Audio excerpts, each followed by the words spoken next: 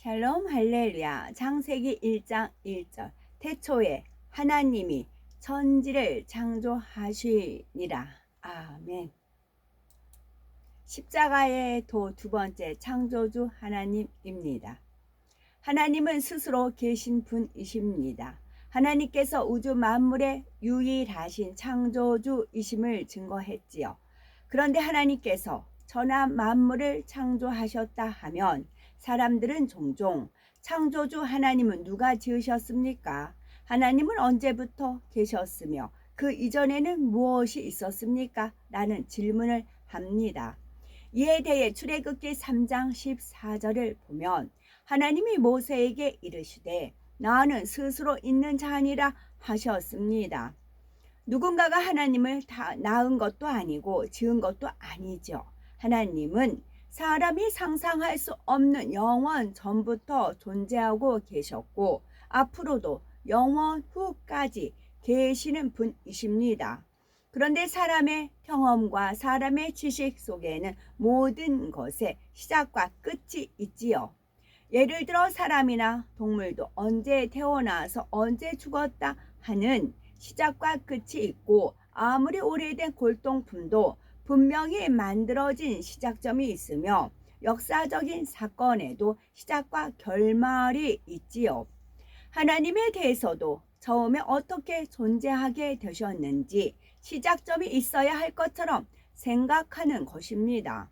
그러나 인간적인 사고 방식대로 창조주요 절대자이신 하나님께서 어떤 시작점이 있다면 오히려 이상하게 여겨진다는 사실입니다. 만약 하나님께서 어느 시점부터 존재하게 되셨다면 그 이전에는 무엇이 있었는가를 생각하게 되지요. 또 누군가가 하나님을 창조했거나 낳은 이가 있다면 하나님도 완전하신 분이 될 수가 없습니다. 그러니 절대적이고 완전하신 신이라면 당연히 시작도 끝도 없으시며 원래부터 스스로 계신 분이라야 하는 것입니다. 그러면 영원 첫부터 스스로 존재하신 하나님은 어떤 모습으로 어떻게 존재하고 계셨을까요? 요한복음 1장 1절에 보면 태초에 말씀이 계시니라.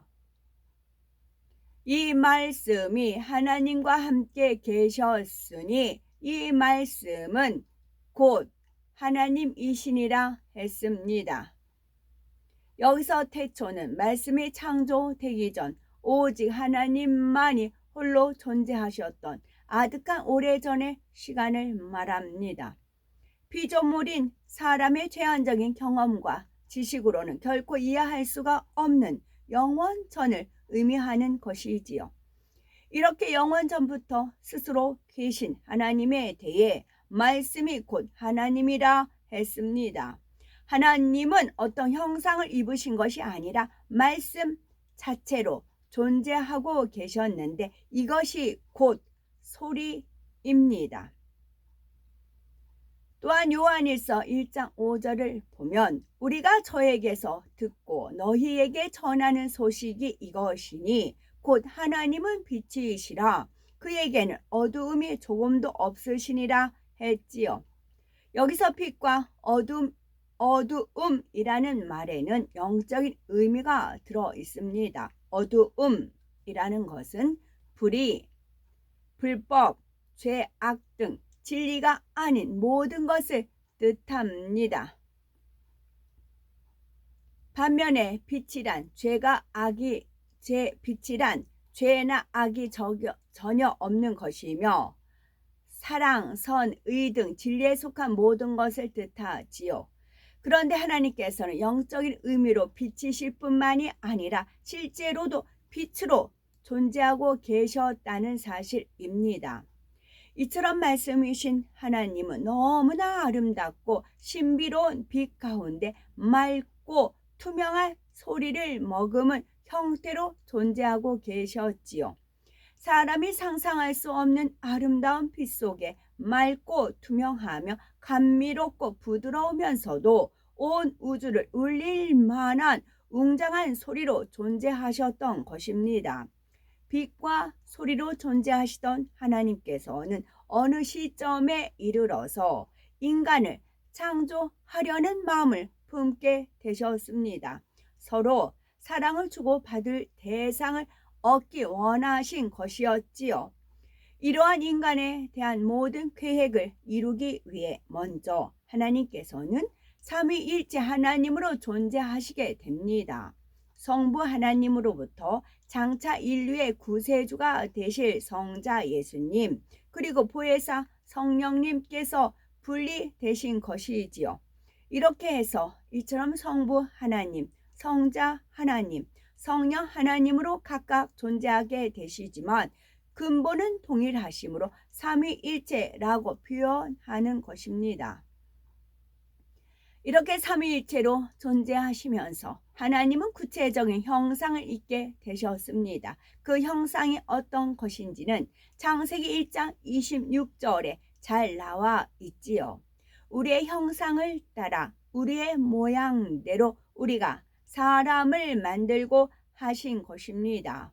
즉 삼위일체 하나님께서 사람을 지으실 때 하나님의 형상을 따라 지으셨다는 사실입니다. 물론 사람은 겉모양만 아니라 마음도 하나님의 마음을 따라 지음 받았지요. 그러나 아담의 범죄 이후 하나님의 마음을 닮았던 마음이 변질되어 점차 하나님과는 멀어지게 되고 맙니다. 이러한 피조물과 달리 스스로 계신 하나님은 영원 전부터 영원 후까지 계신 분이시지요. 스스로 계신 하나님만이 완전하신 참신이시며 우리가 경배하며 사랑할 대상입니다. 그런데 어떤 사람들은 이러한 하나님을 알지 못함으로 사람이 만든 우상을 섬기고 있지요. 만약 우리의 자녀가 우리를 몰라보고 다른 사람에게 가서 엄마, 아빠라고 한다면 우리의 마음이 얼마나 아플까요? 마찬가지로 사람이 자신을 창조하신 하나님을 찾지 않고 사람들이 만들어낸 우상을 섬긴다면 하나님의 마음이 얼마나 아프시겠습니까? 그러므로 하나님께서는 너는 나 외에는 다른 신들을 네게 있게 말지니라 말씀하시며 우상 숭배를 금하시는 것입니다. 오직 스스로 계신 하나님 한 분만이 참 신이시며 그분만을 경배하며 섬겨야 하는 것이지요. 여기서 한 가지 더 기억할 것은 예수님께서는 근본이 창조주 하나님과 하나이시기에 사람이 예수님의 부모가 될 수 없다는 사실입니다. 물론 예수님께서 구세주가 되기 위해 이 땅에 오실 때는 육신을 입고 동정녀 몸에서 태어나셨지요. 그러나 이는 사람처럼 아버지의 정자와 어머니의 난자를 통해 부모의 길을 물려받고 잉태되신 것이 아니라 성령의 능력으로 잉태되신 것입니다. 동정녀 마리아는 구세주를 잉태하는 도구로서 하나님께서 잠시 마리아의 몸만 사용하신 것뿐입니다. 그러므로 성경에 예수님께서는 동정녀 마리아를 어머니라 하지 아니하고 여자여라고 부르셨지요. 피조물인 사람이 창조주 하나님의 어머니가 될 수는 없기 때문입니다. 어떤 사람들은 마치 하나님께 하듯 동정녀 마리아를 경배하고 찬양을 하는데 삼위일체 하나님 외에는 어떤 피조물도 결코 경배할 대상이 될 수 없다는 사실을 깨우쳐야 하겠지요. 둘째, 하나님께서는 전지전능하십니다. 성경을 보면 하나님의 능력으로 홍해가 갈라지기도 하고 해와 달의 운행이 멈추기도 했습니다. 하늘에서 불이 내려오기도 하고 3년 반의 가뭄 속에 큰 비가 내리기도 했지요. 근본 하나님의 본체이신 예수님께서도 죽은 자를 살리고 모든 질병과 약한 것을 고치시며 바람과 파도를 잠잠케 하시고 물 위를 걸으시는 등 전능하신 하나님의 역사를 그대로 나타내셨습니다. 예수님께서 부활 승천하신 뒤에도 전능하신 하나님의 권능은 사도들을 통해 계속 나타났습니다. 특히 사도 베드로의 경우에는 사람들이 병자를 데려와서 베드로의 그림자라도 덮일 수 있기를 원했지요. 사도 바울의 경우에는 사람들이 그의 몸에서 손수건이나 앞치마를 가져다가 병자에게 얹어도 병이 낫고 악귀가 떠나갔습니다. 그런데 예수 그리스도는 어제나 오늘이나 영원토록 동일하시므로 예수 그리스도를 통한 하나님의 권능은 오늘날도 동일하게 나타날 수가 있습니다.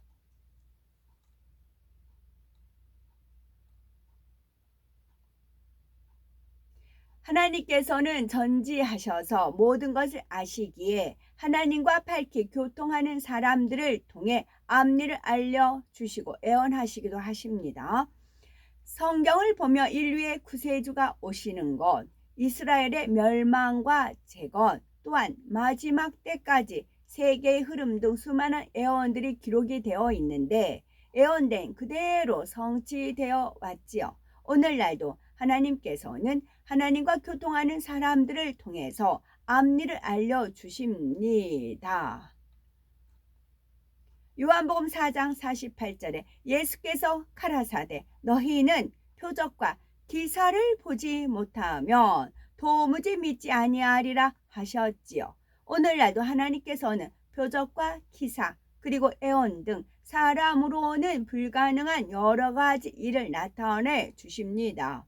이처럼 전지전능하신 하나님을 믿음으로 우리의 삶 속에 간증이 넘쳐나서 하나님께 영광을 돌리시고 수많은 영혼들을 구원으로 인도하시는 우리가 되셔야 되겠습니다.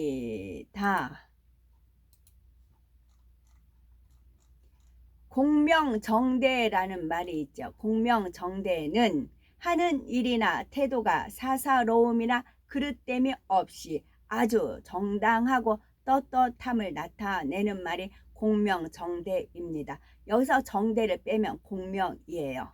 제가 이 카톡 올리고 한 편에 동영상 2편을 올릴 겁니다. 그거는 다리가 이렇게 무너져 내린 거예요. 이 다리가 왜 무너졌느냐 하면은 그 주파수가 같기 때문에 무너졌대요. 그러니까 지역 상대의 바람의 주파수가 있고 이 다리의 주파수가 있대요. 근데 바람의 주파수와 이 다리의 주파수가 일치를 했대요. 그러니까 공명 주파수가 일치를 한 겁니다. 그래서 다리가 무너진 겁니다.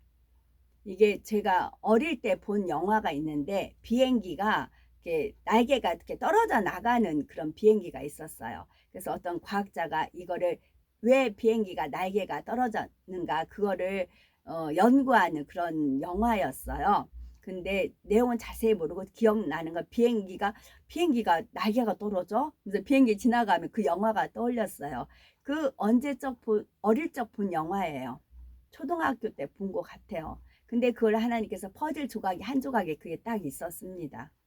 그러면서 이제 퍼즐 하나를 풀어주셨죠. 공명입니다. 공명은 진동계의 진폭이 두드러지게 증가하는 형상이고 주파수는 같은 모양으로 퍼져가는 진동이 1초 동안에 몇 번 되풀이되었는가를 나타내는 수라고 합니다. 또 교류 전기에서 1초 동안에 전류의 방향이 바뀌는 횟수이고요. 또 가청 주파수라는 것은 보통 사람의 귀에 들리는 범위의 주파수라고 합니다. 여기서 포인트가 무엇이냐면요. 제가 이제 그 실시간 하면은 같이 찬양을 입을 맞추고, 그러니까 네 입을 크게 열라 내가 채우리라 하는 것을 이제 많은 분이 있어도 입을 연 분들을 같이 거기 호흡을 맞춰요. 제가. 그러면 그분들의 이제 은혜가 임하는 거지요. 그건 마치 하나님께서 뭐라고 저한테 표현을 하시냐면 이것도 퍼즐 조각에 있었는데 어릴 때 자전거를 타고 가잖아요. 그러면 주변에 자전거 그 가게가 있으면 바람을 넣잖아요. 자전거 바퀴에 바람이 빠져서 그와 같이 바람을 넣는 역할이다. 영에다가 힘을 불어넣는 역할이다. 그렇게 하나님께서 저한테는 알려주셔서 저는 계속 그런 마음을 가지고 함께 실시간을 동참을 한 것입니다.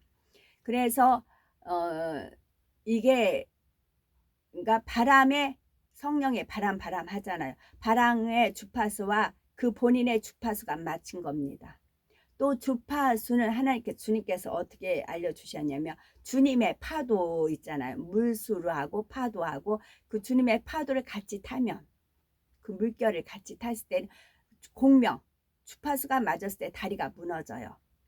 우리의 육신의 생각이 무너지고 대신에 원수마귀 사단의 진을 치고 있는 그 진이 무너지는 겁니다. 주파수가 같이 맞췄을 때 그렇게 되는 것이고요.